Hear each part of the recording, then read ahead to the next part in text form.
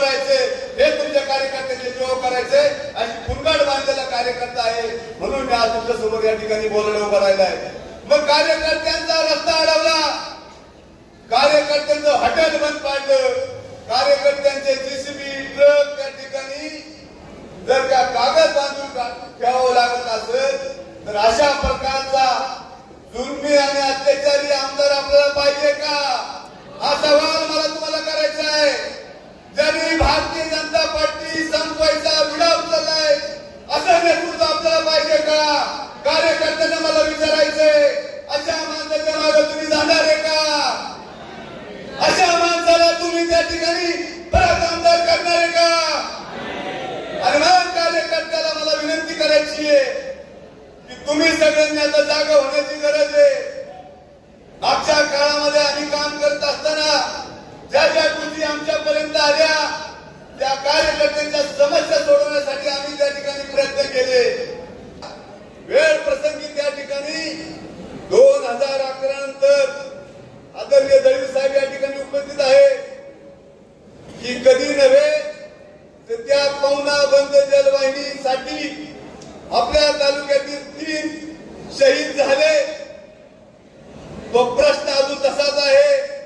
तो आमदारांनी प्रश्न सोडवला का? सोडवला का? परत त्याच्यावरती काय केलंय? त्याच्यावरती असणारी स्थगिती आताचे आपले पालकमंत्री अजितदादांनी उठवली। हा पराक्रम त्यांनी केलाय आणि तो मावळावरती पुन्हा एकदा अन्याय करण्याच्या तयारीत आहे। त्याच्यामुळं अशा व्यक्तींच्या मागे आम्ही जाणार नाहीये। आणि मी तरी स्वतः ठरवलेलं आहे, जोपर्यंत या सगळ्या कार्यकर्त्यांच्या भावना आपण पूर्ण करत नाही, यांची स्वप्न आपल्यावरती आहेत आणि यांच्या स्वप्नांसाठी आणि भारतीय जनता पार्टीच्या अस्मितेसाठी आपण त्या ठिकाणी मैदानात आहोत। आपल्याकडे जबाबदार आहे। जसं तात्या आम्हाला गणेश तात्या नेहमी सांगतात की थोरल्या बाजीरावांची पेशवाई इतकी होती की त्यांनी दिल्लीपर्यंत त्या ठिकाणी आपलं मराठा साम्राज्य नेलं आणि दुसऱ्या बाजीरावच्या काळामध्ये साम्राज्य त्या ठिकाणी लय जाण्याची वेळ होती। असे करंटे आपण होणार आहे का? म्हणून तुम्हाला सांगतोय की भारतीय जनता पार्टी ही ताट मानणे उभी करण्यासाठी आपण सगळे मैदानात उतरणार आहोत आणि भारतीय जनता पार्टी जपण्यासाठी मनात आपल्या हृदयात कमळ आहे आणि या कमळासाठी खऱ्या अर्थानं गेली 5 वर्ष आपण सगळ्या कार्यकर्त्यांना प्रामाणिकपणे मदत करण्याचं काम करणे। कुणाचं एखाद्या चुकून काही असं एखाद्याची आमच्यापर्यंत भावना पोहोचली असेल कदाचित त्याच्यामध्ये आम्ही पोहोचलो नसेल, त्याबद्दल आम्ही दिलगिरी व्यक्त करतो। परंतु आता तुम्ही आपल्या सगळ्यांनी एकमेकांच्या त्या ठिकाणी विचारांमध्ये कुठेही तफावत नसणार आहे। भारतीय जनता पार्टीचा कार्यकर्ता त्या ठिकाणी ताटपणे जगला पाहिजे। येणाऱ्या काळात आपल्याला जर का जिल्हा परिषद, पंचायत समिती, नगरपालिका, नगरपंचायत जर लढायचे असतील तर नक्कीच आपला विचार 2024 ला महाराष्ट्राच्या विधानसभेत गेला पाहिजे। यासाठी खऱ्या अर्थाने मी या ठिकाणी उभा आहे।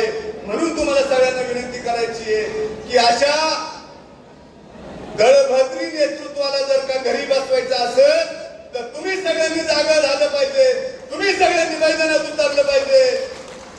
आणि मला कार्यकर्त्यांना खरंच सांगायचंय की तुम्ही खरंच प्रामाणिक आहे, निष्ठा काय असते ही सगळ्या तुमच्या समोर आहे आणि म्हणून आमच्या